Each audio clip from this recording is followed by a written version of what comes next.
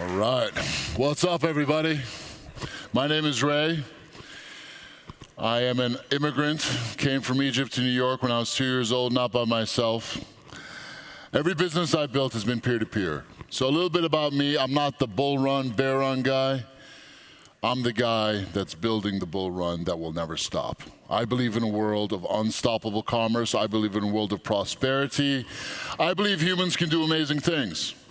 And we don't have to be held captive by shadowy super banker faucets when they decide to open and close. So enough bull run, bear run stuff. Let's talk about how we can all get rich quickly. So CivKit is not a company. CivKit is a protocol, just like Bitcoin. CivKit is a peer-to-peer electronic marketplace protocol. It's open source for life. The protocol doesn't earn a single Satoshi. That's by design. It's self-funded. There are no VCs allowed. Borderless, permissionless, unstoppable commerce. It's about time. The question is why? So, anyone here waiting for Satoshi Nakamoto to come back? Huh? You still waiting? Yeah, I was waiting too. Anyone else? Yeah? Well, how about we stop waiting? Because he's not coming back, and it's a sound decision.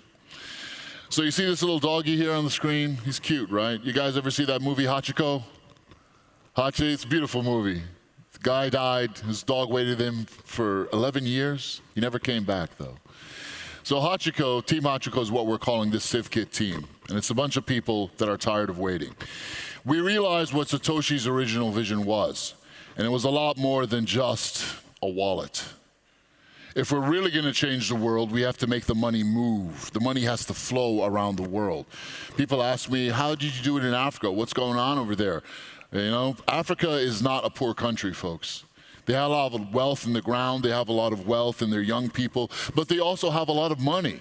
They just can't use it. It is trapped. It is a problem that is so severe that I have actually given it a name, financial apartheid. But labels aren't important here. What's important is what happens on the ground every single day. So the first version of Bitcoin Core, there were 11 opcodes in there. And they were all removed later to free things up. They were cluttering things up. These were marketplace functions to do things that eBay can do. Escrow, listing of an order book. Satoshi Nakamoto wrote that code himself. We don't have that code anymore. And really it doesn't belong within Bitcoin primarily because building marketplaces is very complex. It is hard. It took me 8 years to build a peer-to-peer marketplace of 13 million users all over the global south. We brought the first Bitcoins into Africa and we sat there and learned from the people about why this is so important. The Bitcoin project is not complete until we have an unstoppable, borderless, permissionless marketplace on it. That was Satoshi's original vision. We're going to finish it. So, where are we at right now? It's been 14 years, right? We've been trying so hard to replace banks with wallets. It hasn't really been working out like we planned. We're not at the level we should be. Lightning is growing as an ecosystem, but it's not growing fast enough. Self-custody, honestly, how many people in this audience actually self-custody? Raise your hands. Oh my goodness. Wow. Well, I'm impressed, I have to say. But running a marketplace on the ground, I can tell you that less than 1% of people even use 2FA. So we got some work to do. CBDCs are also here, folks. The Nigerian people have outrightly rejected CBDCs. They love Bitcoin. They love using stable coins. But guess what? Now every Nigerian banking application has an e-Naira CBDC wallet by default. So the race has begun, and they're moving in. Shitcoins are still here too. That's a problem.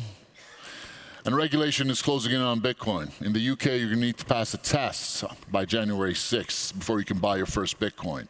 There's all kinds of barriers and limitations that'll be coming. This is an ongoing race. So, final round, guys. We're in it right now. We've got 6 years. I was saying 7 before, but the timeline is accelerating rapidly right now. We all know what's happening in the world right now. We know how humanity is being tested right now. And you can probably feel the urgency in my voice and a little bit of anger, maybe a lot. Nothing wrong with that, though. There's a lot on the line. We're in World War III, folks. I don't mean to make it sound bad, but it's kind of bad. But it's also an opportunity, right? Hyperinflation is growing. You're going to see it blowing up all over the world. I'm sure all of you go to the grocery store every week. Things are changing. The banks in the West are all going to dissolve into one big old bank. That is the plan. They are not shy about it. They're telling you the plan, and they're hoping we won't even understand. But we do, especially the people in this room, right? So as the West spirals down into oblivion, the global South is rising. Their prime directive is chaos. Our prime directive is prosperity. There'll be many refugees that'll be coming to us. And Bitcoin is the refuge. We have to be ready. So Bitcoin will be that lifeboat for so many people. Bitcoin will become the leading store of value in the global South. I've got some numbers here. So number one, Nigeria. Anyone ever been to Nigeria? Great place. Best place. Not many. Oh, it's me. Maybe two other people. Great. So Nigeria leads Bitcoin adoption globally by a country mile. Some people even say 33% of Nigerians have Bitcoin. It's not true. It's less than 1%. It's just the quality of those 1% is absolutely amazing, right? So old people in Nigeria, they don't want to hold on to local money anymore. They want to buy Bitcoin. It's not even tethered. They love Bitcoin over there. That's a massive market. We just have to be able to show them how to get in with cash and how to store it, self-custody. There's some serious challenges on the ground there, but I've been thinking about that. So the leaders of the global South, they're all waking up right now, right? You guys heard what happened in Niger, right? Take that uranium back, right? Mali, Burkina Faso, the Sahel region, a place that France has dominated and oppressed for over 100 years. 3 countries have broken away. We got 11 more to go. What's holding them back? What's holding back all the other guys from coming over? They're not all corrupt, believe me. Some of them are really, really good people. But they see what happens with the guys that aren't corrupt, right? They get assassinated by Belgium, by France, by us Americans. That's what happens if you're not corrupt in Africa. All these leaders are waiting to make a move. They're waiting for this new global financial architecture that we should be building, and they're looking over us here in crypto land. They're like, man, this is just a bunch of scammers and dudes in wizard hats, and they apparently like meat. Okay, great, but it's not the global financial architecture that they need. Because guess what? These guys are not going to make a move to help their people unless their money is safe. And it's not safe in London, Paris, and New York. We got some work to do. So no matter what, the world needs to trade. Peer-to-peer Bitcoin is the way. Global commerce via Hawala 2.0. I hate to introduce a new term. Does anyone know what Hawala is? Yeah, 1, 2 guys, yeah. Only the brown people know what Hawala is. That's okay. Hawala is peer-to-peer money transfer. It literally means money transfer in Arabic. It is a system that has lasted for over 1,000 years and is still working today. And what Bitcoin allows us to do is to make that money flow. You can access any of these nodes all over the world that will happily take your Bitcoin and make a payment for you. It's amazing. You can use it from the West to do remittances in the global South. You can use it in the global South to buy something in the West, whether it's a car, a new pair of shoes. It makes the money flow because it connects us all together. So on the ground, right? I've been boots on the ground for the past 8 years in Africa and the global South. I believe in actually talking to people. I'm not afraid of my customers. I'm not afraid of the people I should be helping. I'm not afraid to take this jacket off right now because things are going to heat up in the last 10 minutes of this talk. You guys wait and see. So what we need to do, guys, is build circular economies. This is a big topic, right? We all want to build circular economies. I'm not just showing off my guns here. I'm trying to get revved up, all right? We all want to build circular economies all over the world, but what does that mean and what does it take to do it? Are we going to go into the local bakery and be like, yo, bro, you got to take some Bitcoin right now so I can buy my croissants?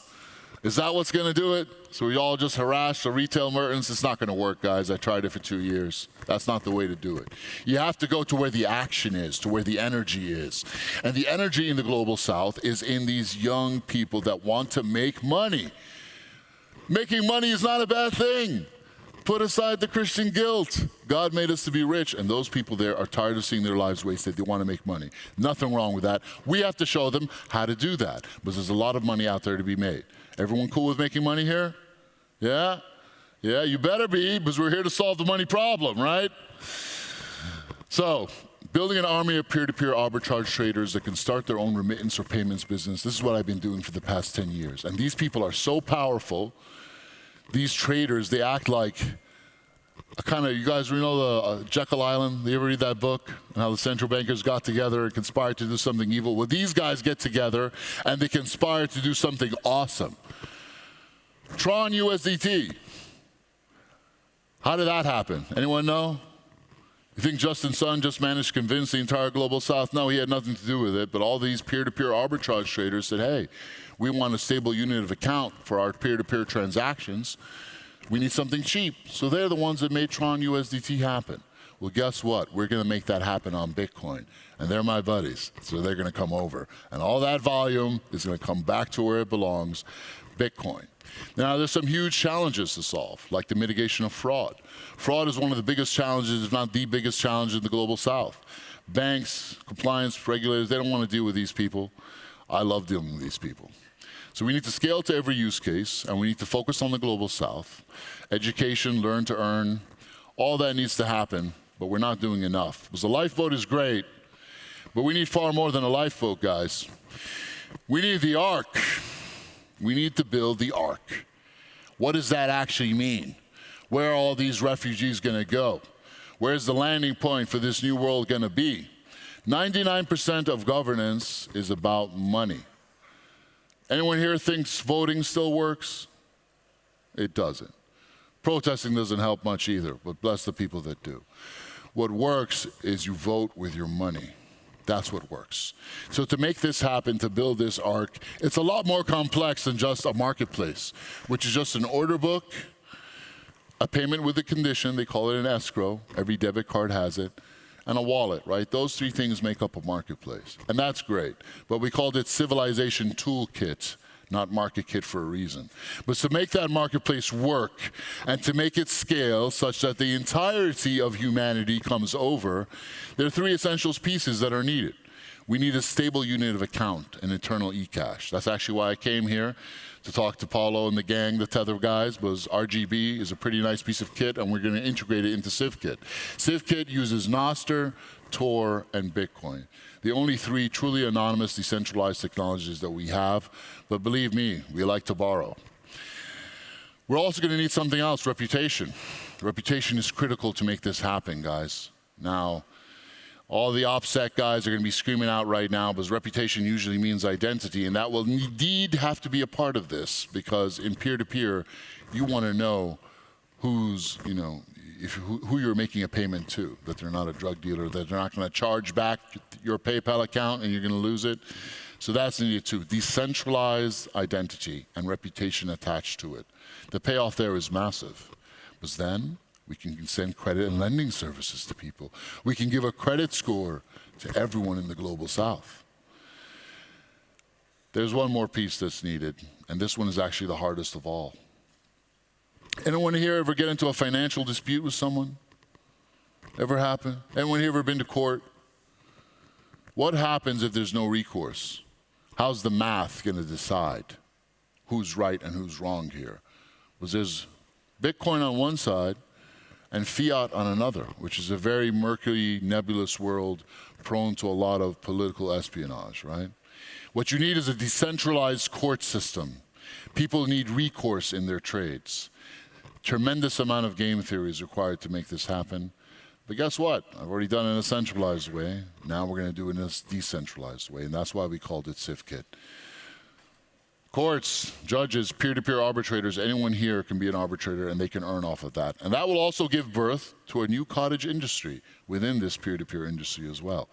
There's already a company called Klarna that all they do is arbitration for e-commerce. Now we're going to bring arbitration into peer-to-peer. And that will be the final thing that we need, such that even these small businesses who are quite frankly overbanked a lot of the times will come to us because they will trust this. And it will all be built on Bitcoin, and we'll get the civilization reboot that we need. That's my dream. The dream is a type 1 civilization. Anyone know what that means? Well, this Russian dude had a model of type 1, type 2, and type 3 civilizations, depending on how much power we utilize. Guess where we are on that list? We're like type 0 right now. We're nowhere near a type 1 civilization. So we got a ways to go there. But it's within sight. And you have to understand that if you make the money flow, if you get money to move around the world, the result is always wealth. That's what free trade does. It creates wealth. Every merchant knows that. Every business person knows that. That's why business is beautiful. Corridors will be created, guys. Corridors between people. You guys all heard of BRICS, right? BRICS is blowing up right now. They're doing a good job. Yeah. About 20 years too late. Sorry, homies. Didn't work out like we thought. Now, these nation states will work deals between each other. Use my currency, and I'll use yours, and let's ditch that pesky US dollar. But things only really happen when the people on the ground start doing that. When corridors are built between the global south, between the west, and people are building them. I've seen this happen organically with a peer-to-peer marketplace over the past 8 years. I know how to grow it exponentially. So once we take control of one last bit, right? So let's just say we're successful here, and we will be, God willing. All this money is moving around the world. Peer-to-peer volume has far eclipsed centralized exchange volume. No one's waiting for the bull run anymore. Everyone's just watching all of this peer-to-peer volume explode. So it's not just happening on Telegram and WhatsApp and in person anymore, but it's a place where it can be measured and it can impress us, and it will. That's great. That's awesome. But what's even more awesome is when we take control of the one thing that has hurt us the most, the one thing that is not in our control, and that is price discovery. What do I mean by that? How much is the Bolivar worth to the US dollar? How much is the Egyptian pound worth to the US dollar? How much is the Naira worth to the US dollar? And what determines that exactly? Does anyone know? That's the big question right next to, hey, where does money come from? And what is money anyway? Bitcoin helped me figure that out. But the second part, who actually sets the prices for things? It's supposed to be the free market, right? That's what we all assume. It's supposed to be honest free trade that sets the price for everything. But it's not. It is not. It is some little shadowy super banker sitting on his little dashboard of evil, pushing these little knobs. I don't like him. I'm going to destroy the value of his credit. And that's what happens. The Naira in 2 months has gone down by 26%. The Egyptian pound in 2 years has gone down by 40%. My mother lost half of her life savings. And this is a story everywhere. This is all politically motivated. And I think with what we've seen in the past week, we understand how powerful that can be. The question is, what do we have to counter that? How can we take back control of price discovery? CIFKIT is the way we're going to do that, guys. Once all of these peer-to-peer trades are aggregating to one place, and we can actually show what the real price, what the price the people of the world have determined is for the Bolivar to the dollar, for the Naira to the dollar, for anything to anything, we will have a people-powered price index that is respected.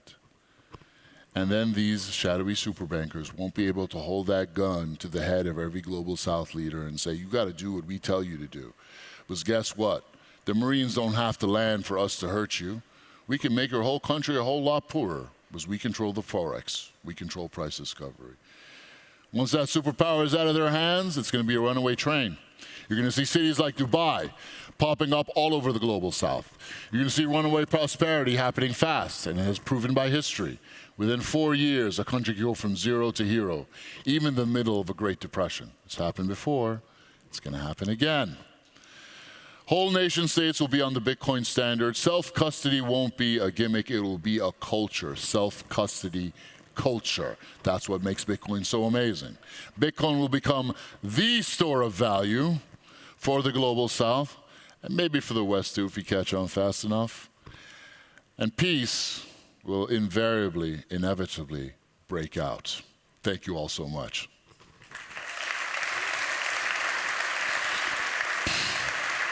Bye.